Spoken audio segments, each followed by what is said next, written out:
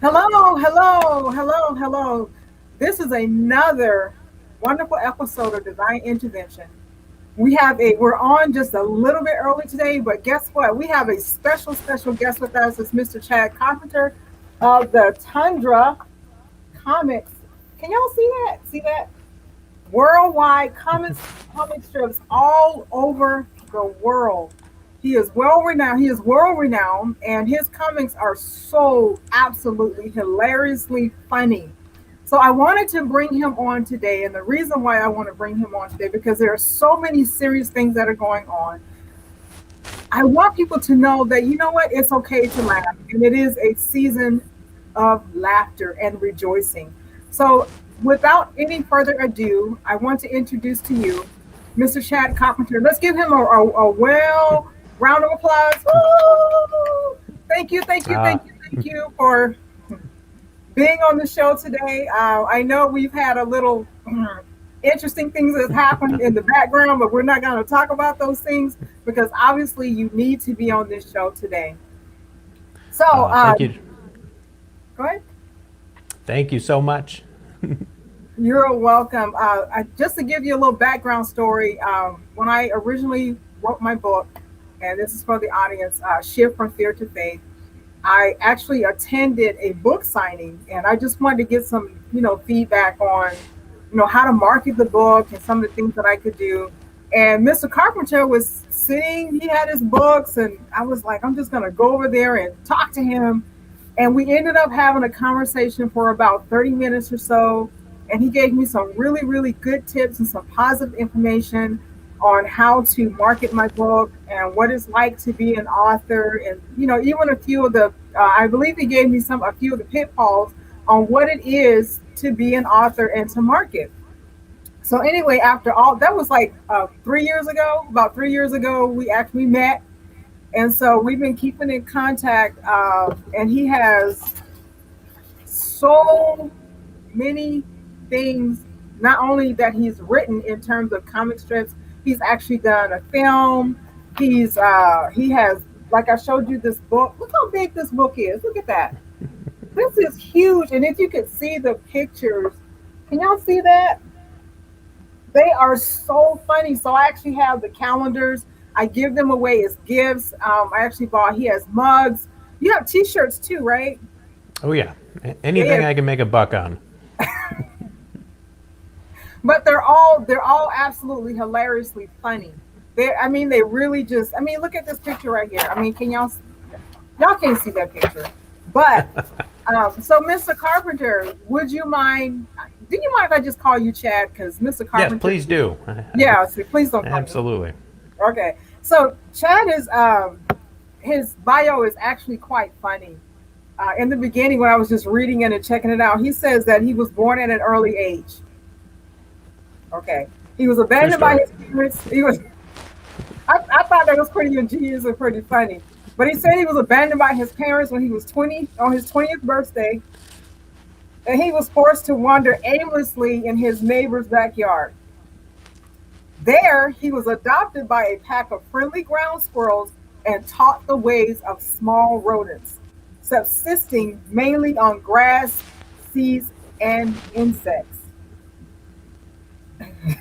Chad grew and grew until one day the neighbor finally got sick of the huge holes Chad was digging in his rose garden and had him leave the state.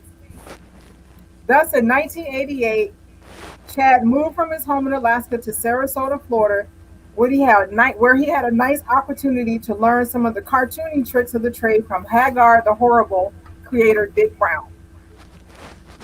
While in Sarasota, Chad also got to know another cartoonist that lived in the area. That cartoonist was Mike Peters, the creator of Mother Goose and Grimm. I don't know if you guys are familiar with these, but I remember these in the newspapers. It was Peters who set Chad on his current project of Tundra by telling him to draw what you know. Okay, so Mr. Carpenter, Chad Carpenter, grew up in the state of Alaska. So what he knew was animals and nature. So you'll see an abundance of like cartoons concerning hunting, bears, all kinds of Alaska native animals, moose, but he turns the tables where he brings the animals to life, and so you can see views from their perspective. So you don't have to be a hunter or a lover of nature to understand or get with his cartoons because they are flat out funny. So basically, he began to he had an awesome task of beating Tundra into the psyche of every man, woman, and child and houseplant that roamed the four corners of the globe. Hmm. From these humble beginnings, Chad has turned his artwork into a thriving comic strip known as Tundra, which now runs in almost 650 newspapers throughout the US, Canada, Europe, and even Jamaica and Trinidad. In May of 2008, Chad was presented with the Reuben Award for the best newspaper panel, which is equivalent to the like the Oscars, right? Is that In the right? cartoon world, yep. In the cartoon world, yes. Um, Tundra has become the most successful self-syndicated newspaper comic in history. The Tundra empire has grown to include 26 different books, many years of calendars, dozens of shirt designs, note cards, mount pads, bumper stickers, interactive CD-ROM, and a whole lot of other Tundra paraphernalia. So he has. I will tell you this. So everything that I've ever purchased from Tundra from Chad Carpenter, I have given it away as gifts because I feel that they are absolutely hilarious and people need to read these because one thing they do, they make you think, and especially if you're a hunter or you're into nature, they really make you think. But they're absolutely sometimes they don't require a lot of thought, but they are funny and they're good and they're clean. So with that, all that being said, let's get to Chad. Let's talk about Chad. Yes. We're reading here how you got started, but what was it like to get started, and how did you know that this was what you wanted to do? Well, it's something I've done since I was a little kid. I've always drawn cartoons, Mm-hmm. and of course, when I was in school, drawing, I had an audience. I had lots of fellow students that would read what I did, and so I had an audience to play off of, and an audience to get feedback from, and it was I just loved making people laugh. But after high school, I lost my audience because we all graduated, went our own separate ways, and then I no longer had that audience, and that's when I started realizing how much I missed that drawing and sharing my goofy cartoons with other people. And I happened to have and I grew up here. I was here in Alaska, growing up here in Alaska, but I happened to have an uncle who lived in Sarasota, Florida, and he was friends with Dick Brown and Drew Hager the Horrible. And my uncle told me, hey, why don't you come down to Sarasota? I'll introduce you to Dick Brown and some of the other cartoonists that live in Sarasota, and see if that helps you get your career going. And that's what I did.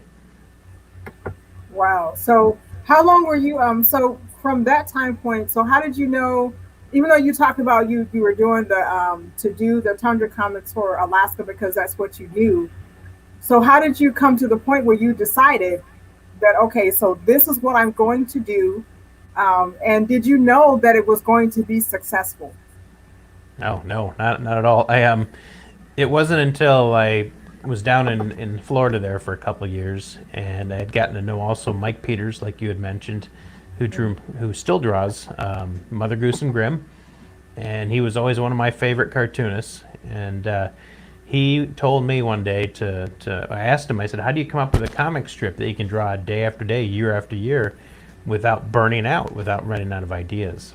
And he said the very basic advice that applies to writers, whether you're a songwriter or an author or anything, you do what you know, you draw what you know. In this case, as a cartoonist, and having grown up in Alaska, I knew Alaska and animals and nature. So I decided to try to come up with a comic strip that had to do with that. And then, of course, after being down in Florida for another year or so, I decided, after having drawn a bunch of strips, to move back to Alaska and try to get in newspapers here at home, here in Alaska.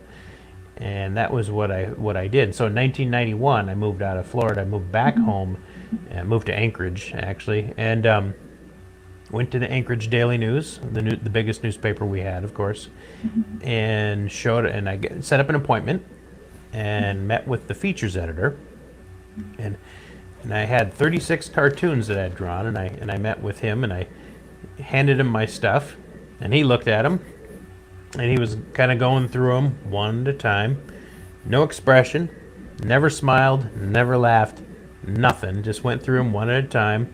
And after he was done going through them, he said, "Well, let me show them around the office, and if people like them, maybe we'll see what we can do." Okay. And I said, "Well, fair enough." And I left, and I thought, I'll never hear from this guy again. I thought that was it. I thought he didn't seem like he laughed at any of them. He didn't seem to enjoy any of them. I thought that I tried at least. Well, about a week later, he called me up and he said, "Well, I showed him around, and people seem to like him, so we're going to start running it." So December 2nd, 1991, the very, very first Tundra strip showed up in the newspaper. And that was when it all began. Wow, that is a long time because a lot of time a lot of artists after they don't make it after a certain period of time, they just stop. They give up. So what was the factor that caused you to? Because I'm sure, like right from the point, did you was it an immediate hit, or was there like a leeway, and then it just started to climb? So what did that success ladder look like for you? I was very blessed right at the beginning because like I said, the Anchorage Daily News picked it up pretty much right away, and then I was of course I was very excited, but it's hard to make a living in one newspaper, So I knew, okay, well, this is the first step. What do I do from here? So after it ran in the newspaper for about a year, and it was just in the Anchorage paper at that time, I decided to, I thought about what would Jim Davis do, Jim Davis who draws Garfield. I said, what would Jim Davis do? Well, he would come out with books and merchandise. And I thought, okay, that's perfect. My first step will be to come out with a book consisting of the first year of Tundra cartoons. And so I went, and it would be expensive to do because I was going to, I wanted to self-publish it, do it all on my own. And so I went to the bank, got a bank loan. My mom and dad co-signed for me, and got a bank loan to print 3,000 of these little books, which I wish I had one of the small ones in front of me. I don't, but they were just a little book about the size of the old Garfield books back when Garfield was doing those. In fact, that's how I got the idea. I took a Garfield book and I basically recreated exactly the format, same number of pages, same way the cartoons are set up. I thought if it works for Garfield, it's going to work for me. Well, we came out with the first book in, it was, I believe, the first book came out in spring of '92. And I think it was spring of '92. Might be getting this mixed up a little bit.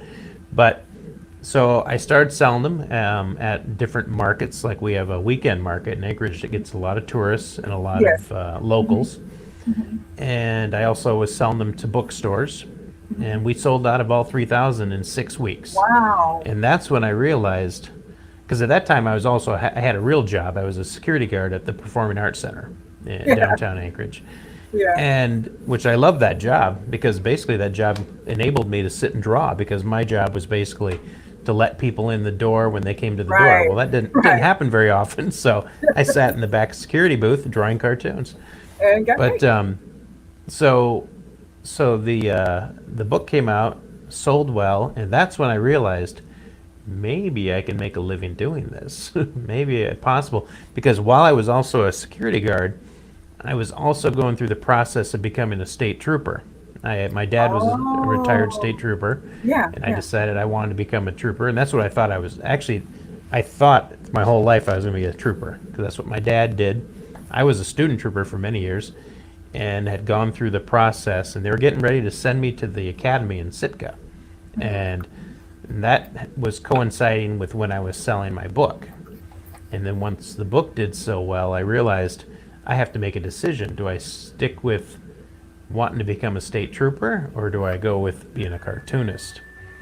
And that was a difficult decision, because I knew as a state trooper I'd have a guaranteed paycheck, and I would have good benefits. And I, I, um, I went to my recruiter, whose name was Mr. Rogers, and I went to my recruiter, and he knew I was a cartoonist, of course. Yeah. And I said, Mr. Rogers, I need to make a decision here. I got to decide between the troopers or the cartooning. And I said, I feel like if I don't give the cartooning a chance, I'm always going to wonder, like, what if? What if I, Yeah. if I, Right. Right. And he was great. He totally surprised me, actually. And he said, he says, you've, out of all the student, all the people they were sending to Sitka, I was number 4 on the list. I was their fourth, I was in the top 4. And he said, because of that, he says, if you want to do the cartooning, give it a couple years in the cartooning world. If it doesn't work, we'll get you right back into the academy. Wow. Awesome. And that made my decision easy because, like, okay, if it doesn't work, I can still get back to the troopers. Luckily, it didn't work. I'm glad it didn't work. I'm sorry. I'm glad it did work because I'm too goofy to carry a gun. And I would probably not be a good trooper. I trust everybody. That's a problem, probably. I'm too friendly. So, not the troopers aren't friendly, but I'm just I too understand. soft. No, it takes a person with a great heart to be able to do this. And Oh, well. I want people to see it because I sent one of these to my mom, and then I gave my boss calendar, and I gave her cups away, a cup away, and so when I can't keep what I buy from you because they really do, honestly, and I'm not marketing for Chad. I'm just saying they are truly, absolutely hilarious, down to earth. Um, they're just funny, and they do make you think. Like, okay, if I'm a hunter and I see a bear with a gun, and the bear is trying to, shoot at me because he's hunting me now. But the spin that he puts on it is so funny, you can't help but laugh. That's So, certainly my goal. Yeah, certainly my goal. and he Yeah. does. So I have his calendar in my office, and so I can't. It's like I want to prematurely turn to the next month because I want to see what the cartoon is for February. But I'm like, I gotta wait because February's next Monday. So guess what? I come in on Monday. I get to turn the page. Now, how many calendars do you know cause you to anticipate the next cartoon because it's so funny? Okay, I so appreciate that. it's the truth. So, for those of you who are just joining us, we have with us today Chad Carpenter of Tundra Comics. He is a world-renowned comic strip artist. He has based his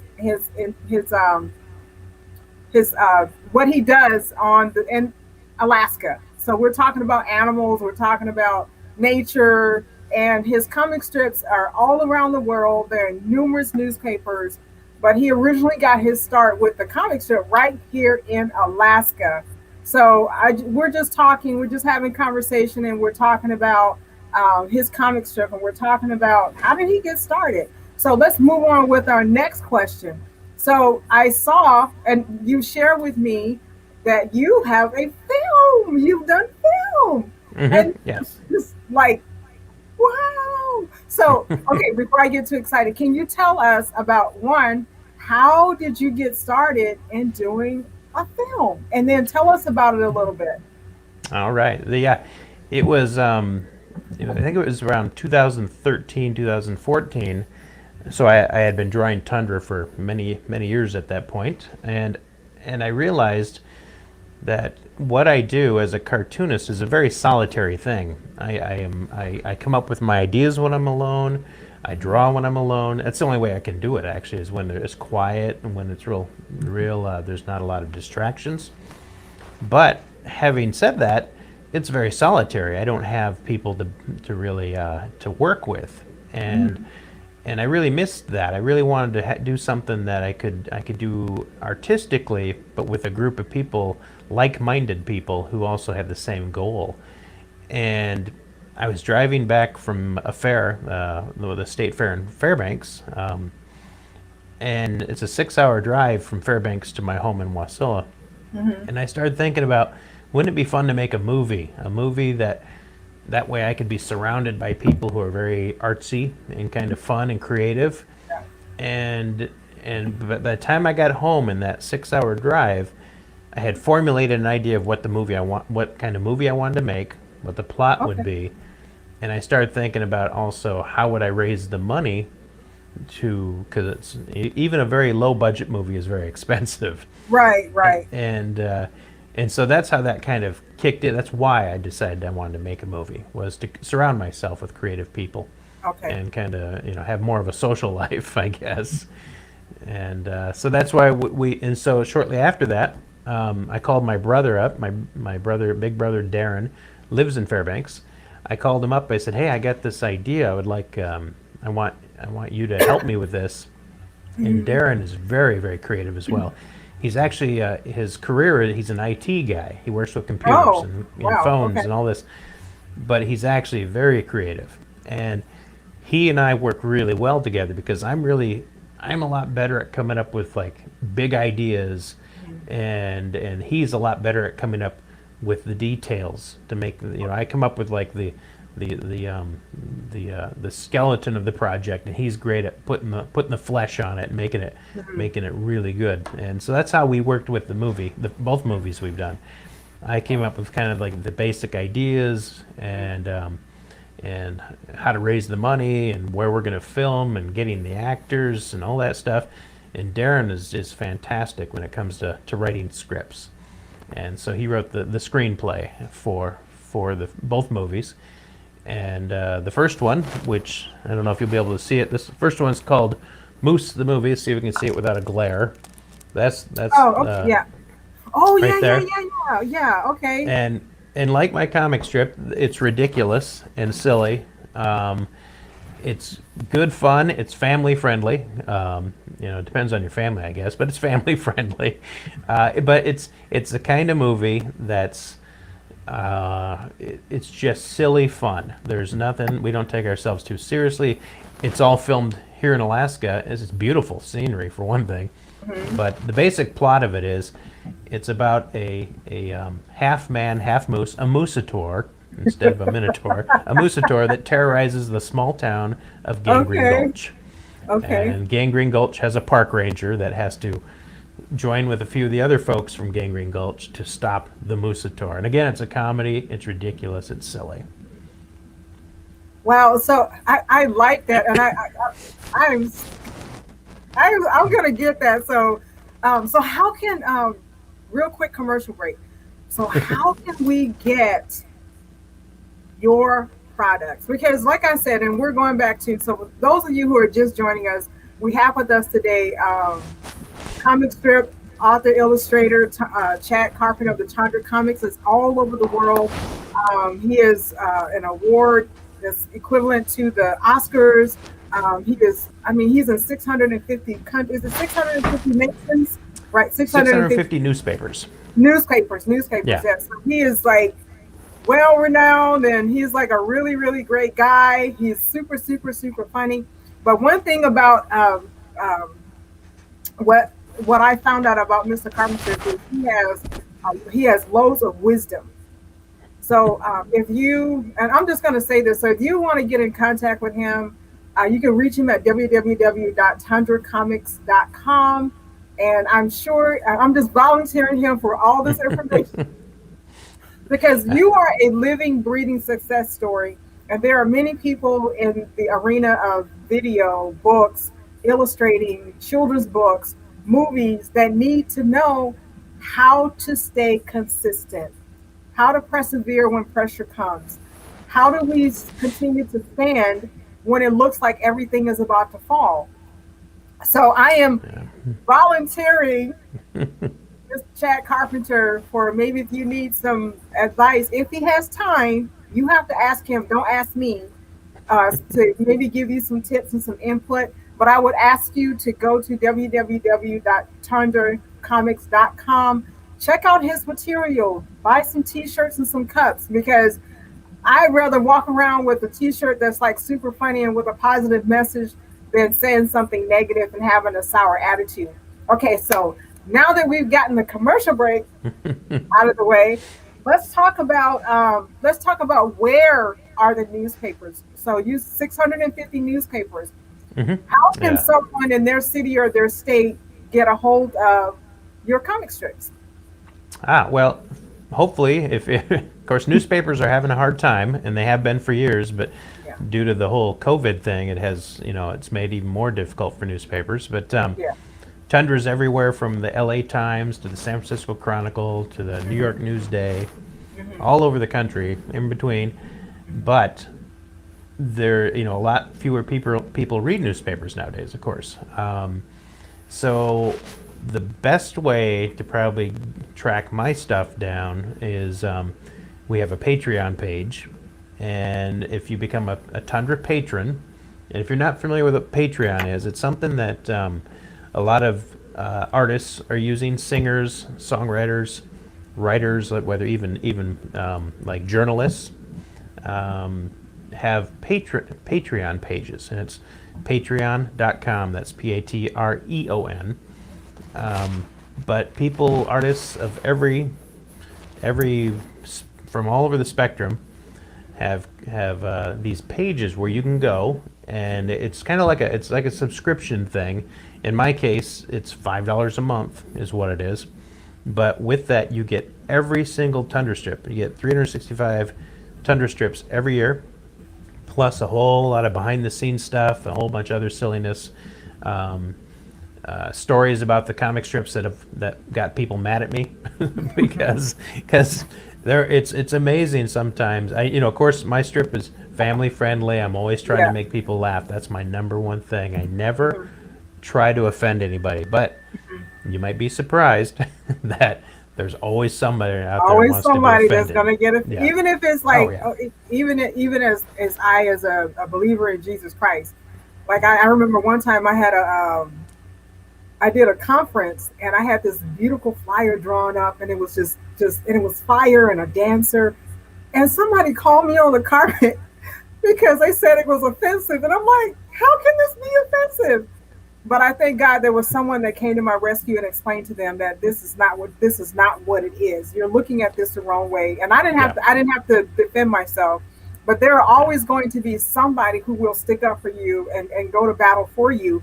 But the important thing is to know when to battle and when to pull back. So I'm Hmm. sure that that's a lesson that you have learned, and that you could.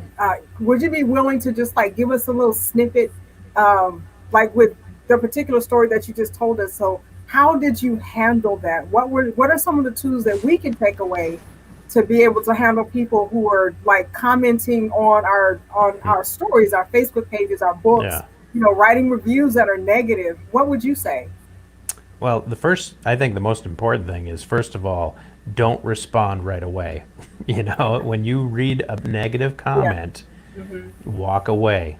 Don't Okay. respond right then. Because my first instinct when I get a negative, somebody says, hey, your strip was really offensive because of this or that, and I'll think, well, they're totally reading something into it that wasn't there.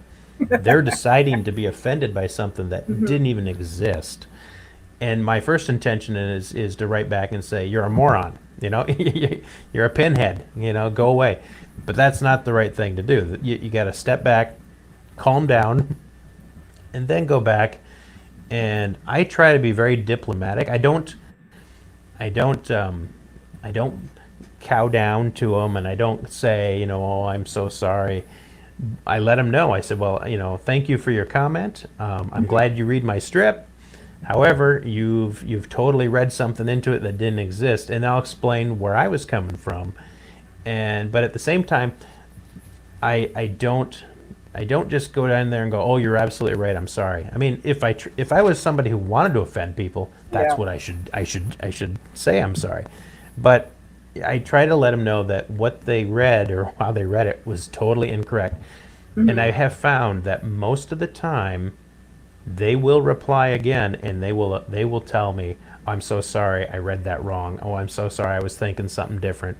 I'm shocked how many people come back and say, okay, my mistake, sorry. And then they tell me really nice things, and they'll say, by the way, I always love your strip and read it every day. Uh huh. I've learned that really being diplomatic but firm. Stand by. Mm-hmm. Don't wimp out. Mm-hmm. If you're not wrong, I mean, if you are wrong, by all means, apologize. Mm-hmm. But I've learned that, yeah, step back, take some time, write a nice letter, and then see what happens. I And of agree. course, Yes, sir. Mm-hmm. Mm-hmm. yeah, doesn't happen every time. Sometimes they'll still reply with, "Oh yeah, well you're a jerk." They still come back with being mad. It's nothing you can do. You just don't let it bother you, for one thing. That's the Right. main thing. Years ago, those things used to bother me. Used to really bother me. Now, after almost 30 years of doing this, Mm-hmm. it doesn't bother me a bit. Not a bit. Okay. In fact, it makes for a funny story usually.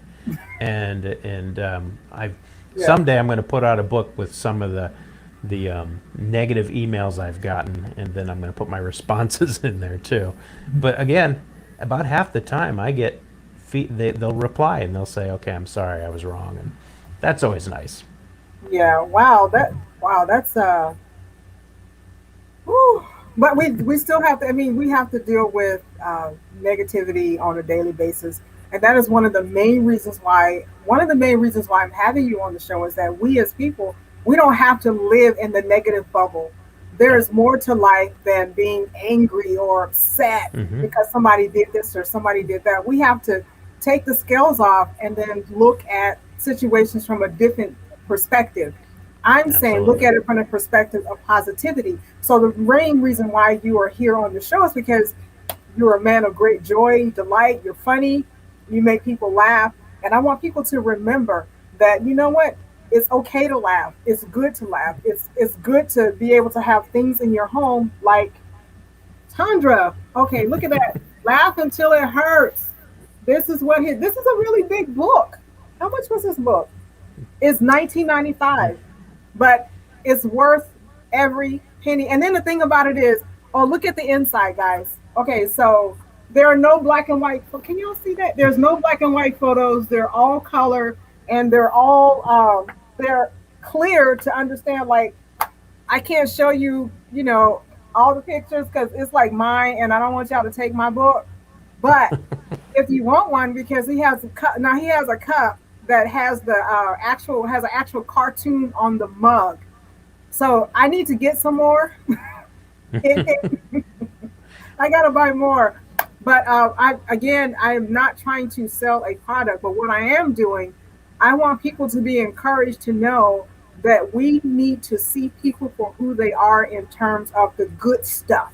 The smile, the laughter, their stories. Even though people have been, people know that on this show, I have a lot of people that have been through a lot of stuff. But every person on this show can tell you how they overcame, the process of overcoming, and then how they're living their lives and bringing other people up, to live a better life.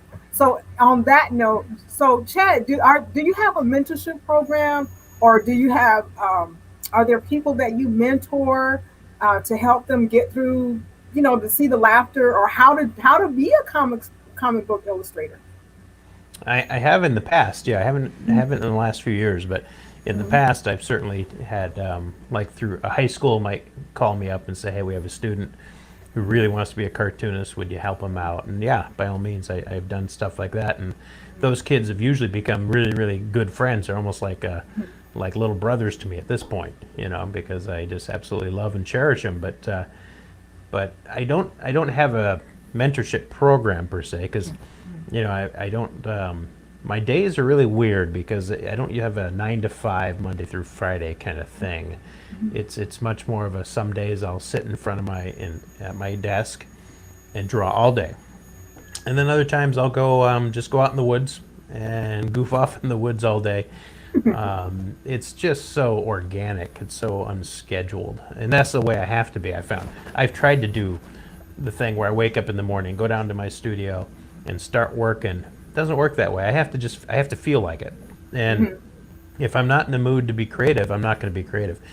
And having said that, what you said, the importance of being happy and having joy, I really, especially in the last few years, lately, have just kind of had to tune out. I don't watch the news nearly as much as I used to. Yeah, yeah, I same stay. here. I try to stay. I try to know what's going on. Hmm. Hmm. My mom helps me. My mom, who lives 3 miles down the road, She every now and then I'll go to her house and she'll tell me kind of a little bit about what's going on, and so that's Mm-hmm. how I get some of the news. But Mm-hmm. I have learned because I used to be a news junkie. I Mm-hmm. had news on all the time. I'd be working, I had the news on. But you're right, there is so much anger out there right now. There is Yeah. so Yeah. much unnecessary hatred Mm-hmm. that I can't function as a cartoonist trying to bring happiness to people if I'm totally bogged down with that on my head. They say a lot of artists have to suffer for their work. Mm-hmm. I don't work that way. I need to be happy. I really need to have Yeah. joy.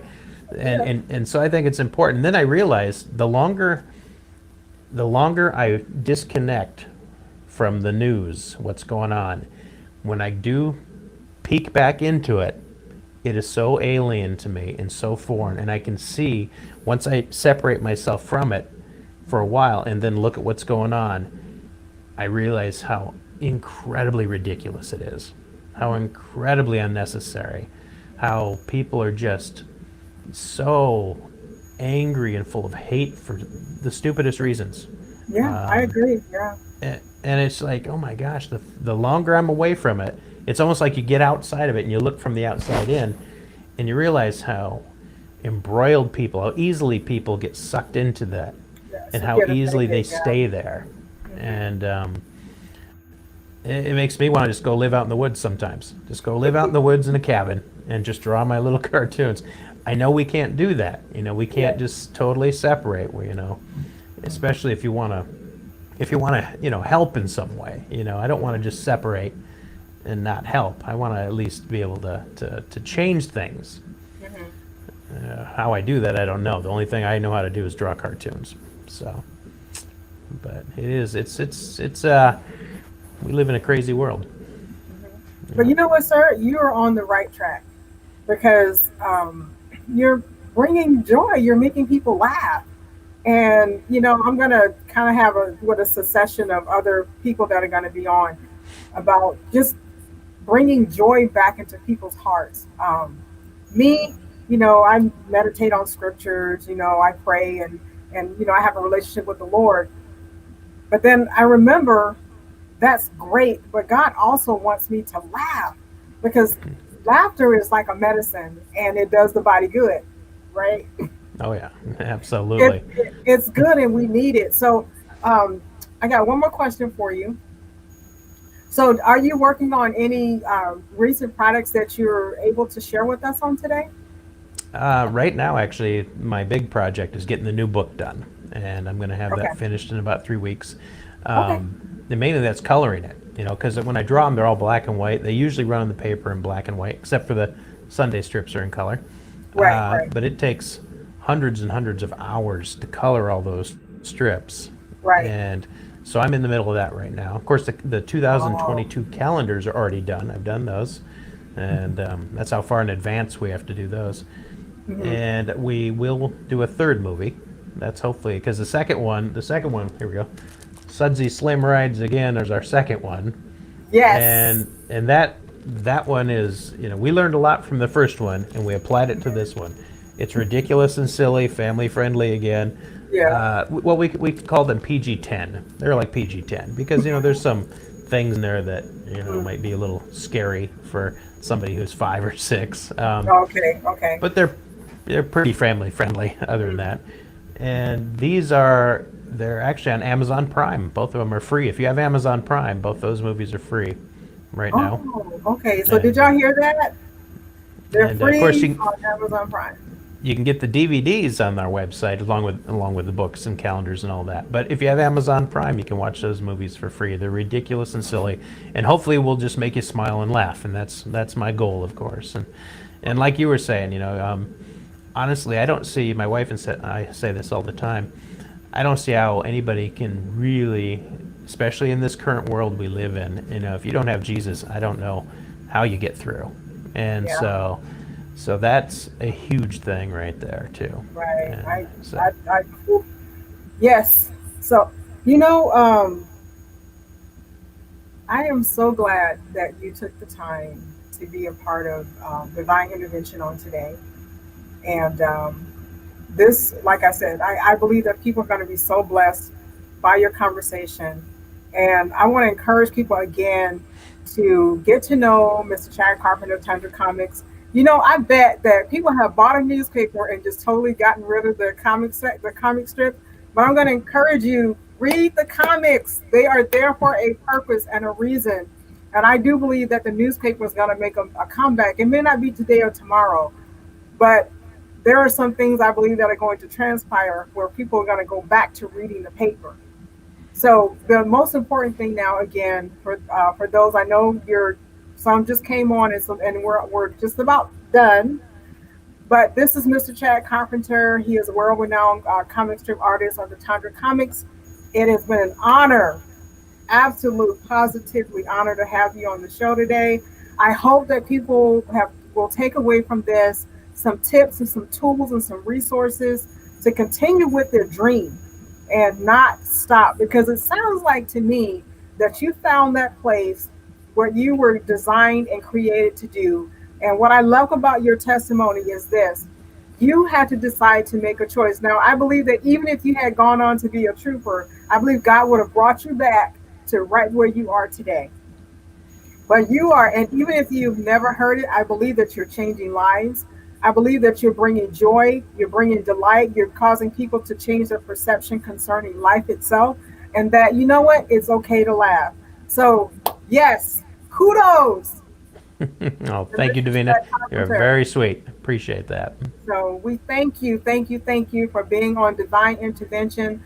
And after, would you consider, I'm going to say this, so you didn't know I was going to do this, but after you're done with your book, like, maybe we can schedule you for another interview, please. Yeah, you bet. Absolutely.